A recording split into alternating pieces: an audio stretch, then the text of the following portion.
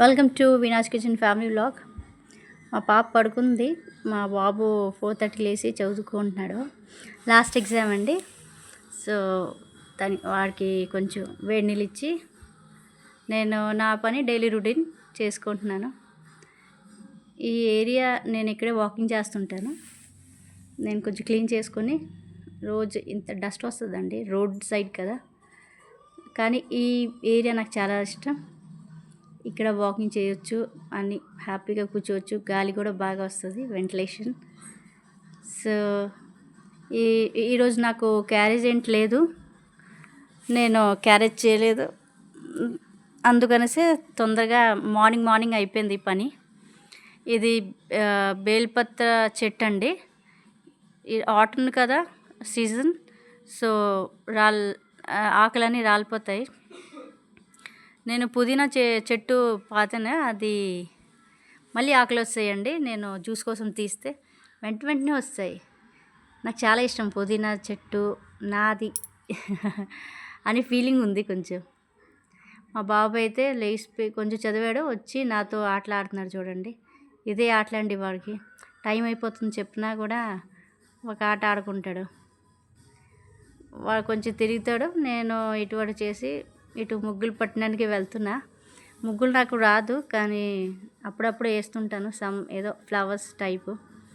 మా పక్కన ఉంటారు, వాళ్ళే ఎక్కువ వేసుకుంటారు, వాళ్ళే ముగ్గులన్నీ చేస్తారు. నాకు అంతగా రాదు, ట్రై చేస్తుంటాను. బాగా వస్తే హ్యాపీగా ఉంటాను, అదర్వైజ్ నో ప్రాబ్లం. ట్రై చేస్తున్నాం కదా, అదొక హ్యాపీ. ఇక్కడ చూడండి అండా వస్తుంది. మా బాబు వెళ్ళిపోయాడు. మెంతి కూర తెచ్చారు మా హస్బెండ్, అది క్లీన్ చేసి, ఏం కాయగూర లేవు కాబట్టి ఇదే నాకు టైం వచ్చింది. ముగ్గురు ఇంట్లో ఉంటారు, సో నేను ఆకుకూరలు ఎలాగని పెట్టాలని నా తపన. మా పాప అయితే మెంతికూర చూసి అబ్బా ఇది తినాలి ఈరోజు అని అనుకుంటుంది. మమ్మీ ఏదో అనుకుంది కొనుక్కోవాలని, ఎగ్జామ్స్ మధ్యలో ఏమో అది కొనుక్కుంటామని చెప్తుంది. ఈరోజు నేను మెంతికూరతో పాటు పప్పు చేశాను. మైసూర్ పప్పు అండి, మైసూర్ పప్పు, ఇంకా కొంచెం ఏమంటారు కందిపప్పు కొంచెం ఉంటే అదేసి చేశాను. ఇది మాత్రం ఫ్రై చేశాను. కాయగూరలు తెచ్చారు మా హస్బెండ్. క్యాప్సికమ్, క్యారెట్ ఉంది, బట్ మెంతికూర చేస్తే బాగుంటుందని. చూడండి ఎంత డస్ట్ అండి. ఒక్కసారి ఇలాగా ఒక 10 minutes వదిలేస్తే ఇంత డస్ట్ వచ్చేస్తుంది. ఇంకా 3-4 times కడగాలి ఆకుకూరలు అయితే. కడిసి కట్ చేసినప్పటికీ టైం అయిపోయింది. 1:30కి కరెక్ట్ నా లంచ్ అయిపోయిందండి. ఇది అన్నంలో పొంగు వస్తుంది కదండి, ఆ పొంగు తీసేవాలి. అది ఎసిడిక్ అంటారు. అప్పుడు మట్టి పొయ్యిలో అన్నం పొంగినప్పుడు హైలో ఉంచేవారు, ఎందుకంటే పొంగంతా పడిపోయిన తర్వాత అది కొంచెం అగ్గి తీసి తక్కువ చేసేవారు. ఇలాగే ఇక్కడ మా మమ్మీ వాళ్ళు చెప్పారు, అది పొంగు వస్తే మాత్రం తీసేయమ్మా అది. నేను ఇది చియా సీడ్స్ కొన్నామండి. ఇది చాలా హెల్త్కి మంచిది. ఫ్లెక్స్ సీడ్ కూడా కొన్నాను. దీనికోసం చదివేసి వెంటనే వేసేసుకుంటా. దీంట్లో ఓన్లీ పసుపు, పచ్చిమిర్చి వేసి బాయిల్ చేసేస్తాను. ఇది వెంటనే బాయిల్ పోతుంది, సో నేను కొంచెం టమాటా వేయలేదు. పక్కన టమాటా చట్నీ చిన్నది తాలింపు వేసి చిన్న టమాటా చట్నీ చేసి దాంట్లో వేస్తాను. చాలా బాగా వచ్చాయి.